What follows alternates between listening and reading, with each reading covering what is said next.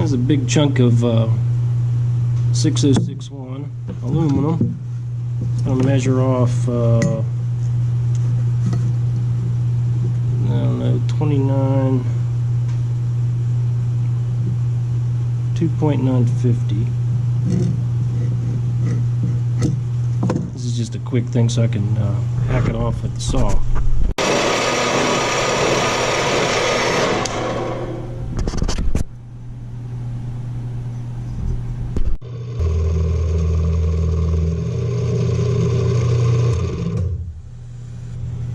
I got both sides squared off on the mill.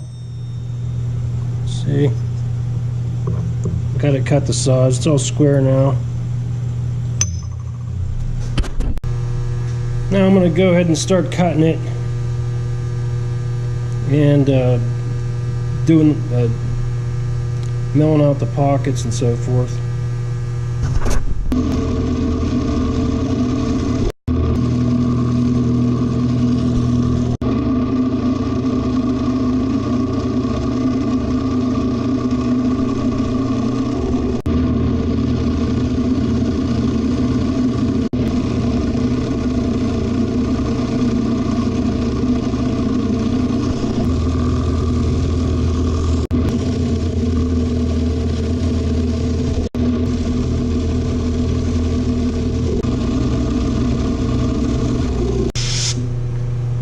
Okay, now I got the both the pockets done, the upper and the lower. I still have to make a slight indent for one of the components on the board. It's just a corner, so I didn't want to make the whole back thin for just one tiny little part. I wanted to keep it as thick as possible. One thing for milling, because a lot of times you'll get a lot of push, so it should look pretty good. What it looks like here. Yeah, there's no visible problems with it, so that's fine. So there it is, all milled out.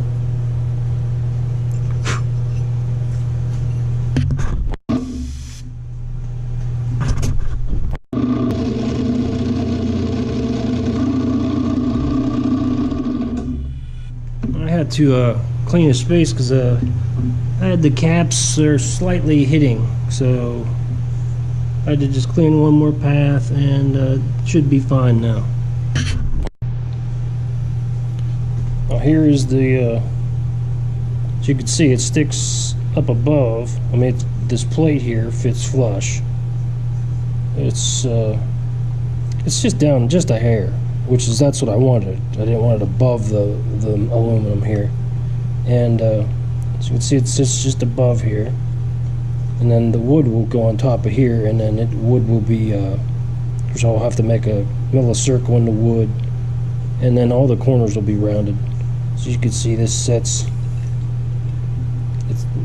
these parts sit on the shelves in this milled out cavity, and then see the caps on there, and then this. Now I have to make a couple holes in a slot. The first hole is for the power cable.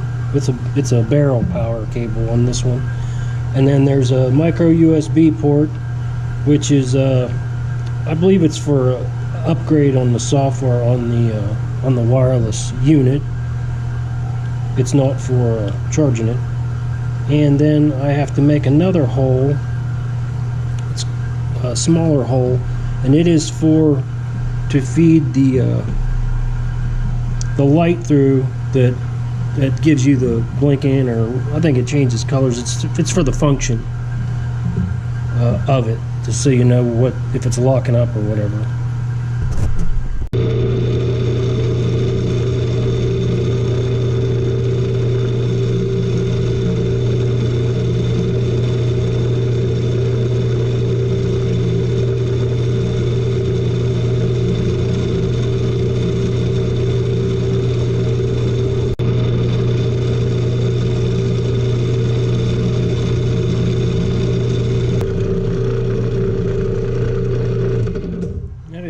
light.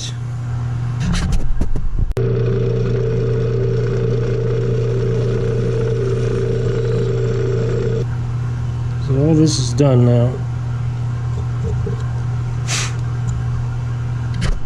Now I'm gonna go ahead and cut a piece of wood off this burl here. It's been drying for, oh, I don't know, at least a year, and it was in a wood kiln. So I have to cut this. It's not, you know, it's just basically dry. I'll still have to process it. So that's what they look like. So I got my wood down in there. There's like 3 pieces. There's two here and then one below that. I'm going to take it over to the vacuum pot. It's up with the solution, the stabilizing solution, and I'll bring you back once I start to actually, it looks like it's boiling. What it's doing, it's sucking the air out of the wood, and then when you're done, after you get it down to, you know, so it's not bubbling anymore, then you release it, and then it'll suck the stabilizing fluid into the voids of the wood, and then you let it soak for, I don't know, 8-10 hours. Usually I let it soak, sometimes longer, just depends. I put these big chunks of metal in here, and then there's a screen underneath so it'll let the fluid circulate. These are to hold the wood down, because before you vacuum it, this stuff will just, you know, it'll float. Once it's vacuumed and pulled down, it won't float anymore, but that's when you're done. So you gotta put these, some kind of weights in there to keep the wood underneath of the solution. Now I got the pump all running and the vacuum's all hooked up, and I'm starting to bring the vacuum down. As you can see down inside here, there is the, you can see it's bubbling a little bit. Now I don't have the vacuum shut all the way. I'm gonna start turning it down. All I'm doing is closing this bleed valve off. You'll see it start to foam up. See it foaming up? And I'll play with this valve for a while so it doesn't overflow. What I do is I release this a little bit so it doesn't overflow down there. I'll mess with this for a little bit until it gets to the point where it gases off by itself, which it depends how long that takes on how much wood you're doing.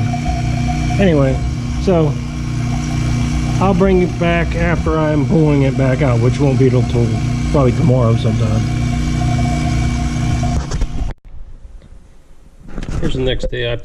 I pulled the weights out of there. Now the fluid was above the wood the entire time. Once I pulled all that stuff out, it went below, which is fine. It's been sitting all night. Actually, it's 1 o'clock in the afternoon now, so I did it yesterday evening, so like 14-15 hours, I don't know, whatever it is. So now I'll dump the excess back in this jug because it's going to be reused, and then I put it up in this oven and cook it at like 190, and this stuff's like thermoset, so once it hits the target number, I think it's 180, it hardens like epoxy, but it's triggered by temperature. So all the pores and everything ends up with you know, being all sealed up, and so it's actually I can machine it then, and it doesn't crack or anything, and it's like basically, you know, waterproof, I'd guess. And here's the wood after it's been stabilized. So you can see the stabilizer, it bubbles out, so you lose a little bit of it, but not a whole lot. It's just the nature of how it works. So it gets, that stuff's like real hard. But now it's inside the wood, and I mean, you can't tell. It looks basically like a piece of dried wood. Now I'll have to, I don't know what I'm going to use here. I'm going to either use, I have some other pieces, but I just wanted to show a demonstration of how this is done. I have other pieces. I don't know what I'm going to use next for the casting. So I'll show that step in a second. Oh well, You'll think it's a second, but it'll be hours for me. Now I'm mixing up the resins. I'm making a green, like a green pearl, and I'm gonna make a ruby. And when I'm getting ready to pour them, I'll bring you back. Now here's that's the ruby, and here is the emerald or green, and then here's the pieces in the molds. What I'll do is I got to mix another part in here, and then that's what sets it off. It activates it, and I'll stir it up, and then I'll pour it into these molds, and then I got to put it in a pressure vessel for about an hour, hour and a half. I don't know. I usually leave it in there for about an hour and a half just to make sure. Now I got to stir these up as quickly as possible. I only have maybe, I don't know, they say 7 minutes. For no other reason than this is what I decided to begin with.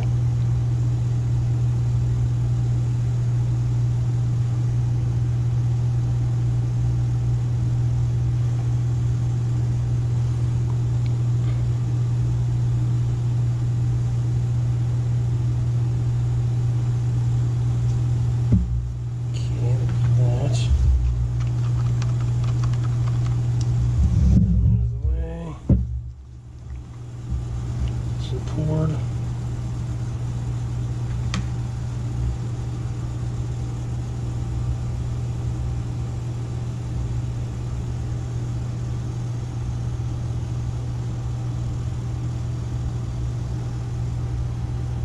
Just enough, huh? Yep. That's good. Okay. Then I'll swirl it around in this crack here, so then the pearl will come up some.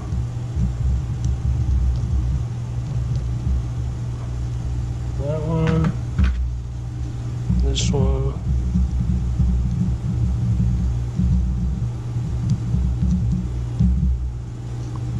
Now I gotta go over to the pressure vessel. Now here's the tank that I use. It's pressurized. I put them in there. I didn't bring it over because I didn't want those things to start hardening up. So not much to see. You just screw all these down and then put it under pressure. Usually 40 to 60 pounds. I think I got I don't know. I'm pretty close to 60. So that's about it. And then I'll pull them out tomorrow probably because it's late, and I'll show you what they look like. And they're hard. Take them out of the molds. Take all the screws out.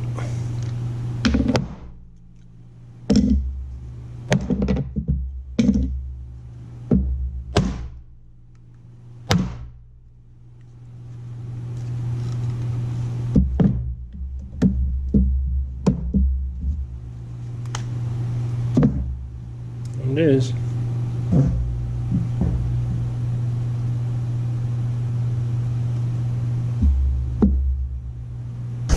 Here's the red. Oops. Okay, now there's the block, of course, after it's been cast. I've made a couple cuts on it already, which I always cut the top off to get down to where I can start to see wood to get a nice flat surface. And then this is the chunk that I am going to use for the top of the wireless. That coil, I'll probably mill just a square pocket.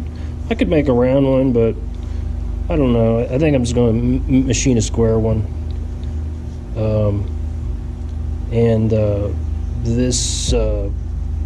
The specs on this coil is I have to leave at least 6 millimeters of airspace above the coil. Well, not airspace, but a gap before it comes in contact with the back of the phone.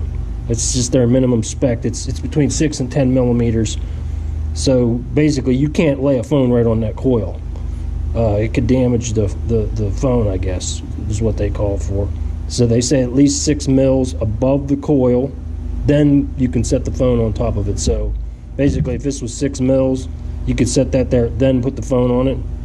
Now, I get most people will have a case, but I'm going to go and I'm going to probably do pretty closer to their minimum standard, which is 6, maybe 7. I will go. I don't know. I'll see how the wood shaving goes on, and so it'll be within the specs that they call for.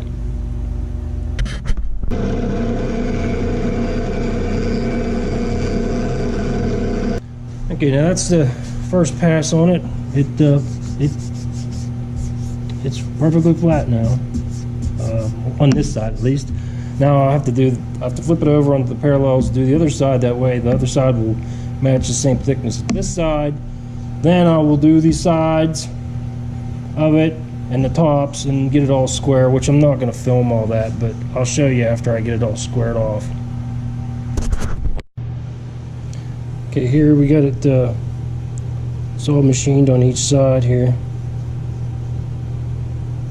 And I'm going to, I'm going to put the pocket in this side because this is the least interesting.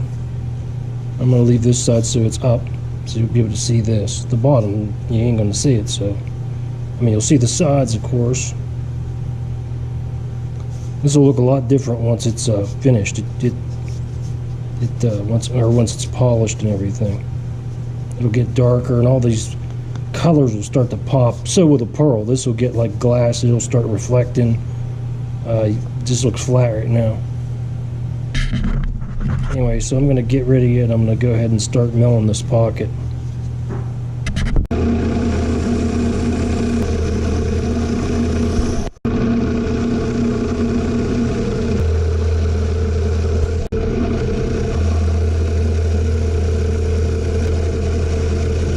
Now the pocket's all milled out here. Pull this out. You can see it.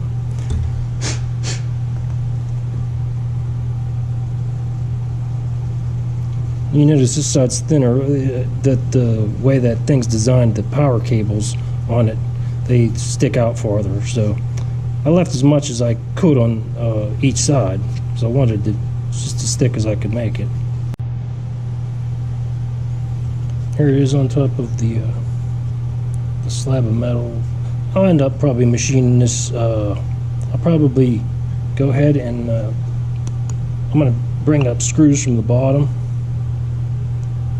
and into the wood. That way I don't want to have any kind of, so you could see any kind of screws.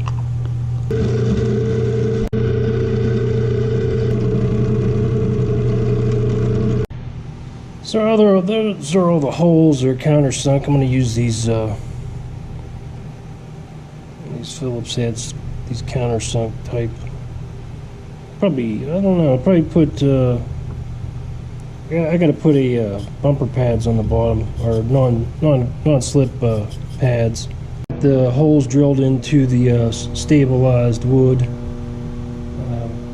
Probably try to match it up, see what's.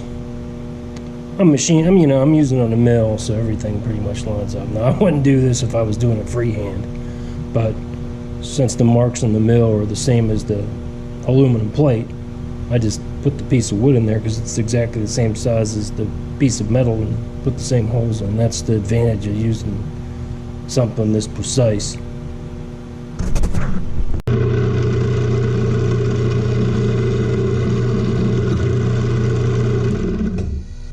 I went through and I relieved all these. That was just the last one. So the screw isn't actually threading into the metal. I just wanted to suck the wood down, so I don't want it catching and stuff. So I just made it maybe a thousandth or two bigger than the outside of these threads. So this should fit down. See, it fits down through there. It's pretty firm though, so it doesn't move very much. I'll pull this out and see what these look like. Yeah, there. See, it's nice and flush now. So that'll work out nice. I got a corner rounder in here. going to go ahead and round off the wood, and I'm probably going to do these corners. I'm not going to do the bottom part. I think it's pointless to do that part. Matter of fact, I actually think it's probably detrimental. It's better the way it is, but I'm going to definitely do the top. That way, any kind of strength that's lost on it, you know, on sharp points like this on wood isn't good. So I'm going to go ahead and round that. Here they are, nicely rounded now.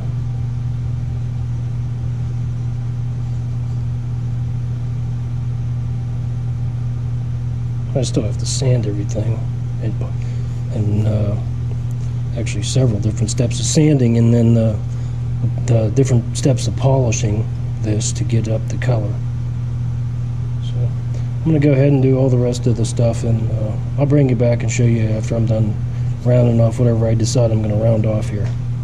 Okay, now I got the corners all rounded, the wood and the metal. And then this is rounded, this is rounded, this is rounded, this is rounded. I think that's it. And I'll leave the bottom square. You know, meaning I'm not going to round this part.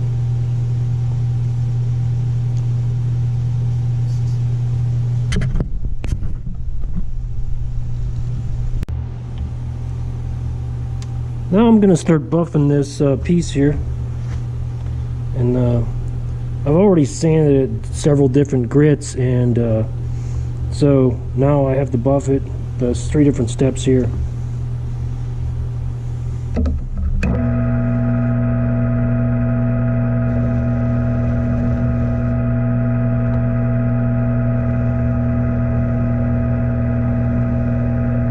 It is. I just wiped the dust off of it on the edges. It's like glass. There's no coating on here. There's no kind of lacquer or anything. That's just because it was stabilized, and then I buffed it here. See?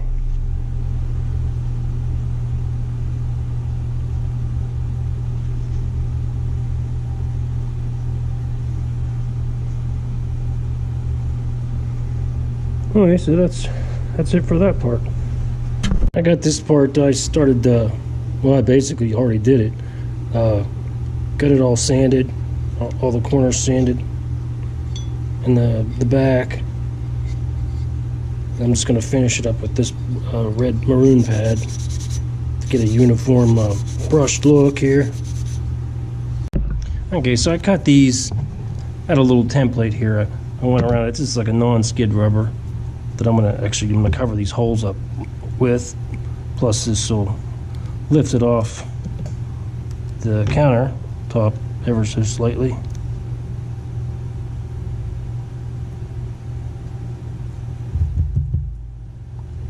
And I'll go ahead and put the other one on off camera. Okay, let's plug it in.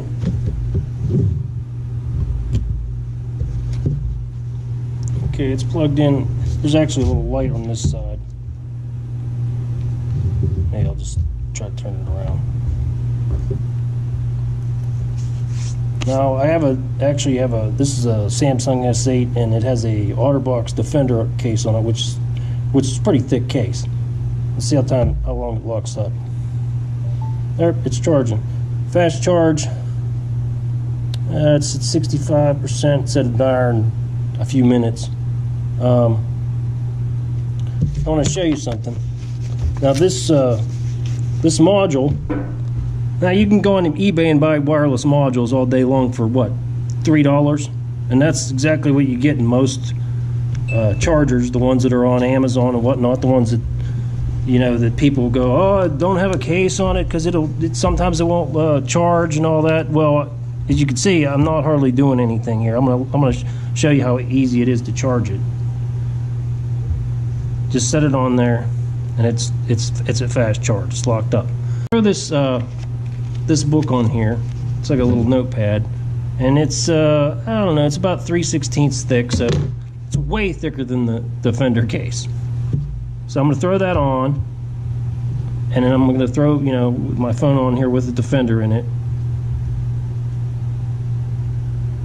And there it is, fast charging, iron 4 minutes. It's at 65% right now.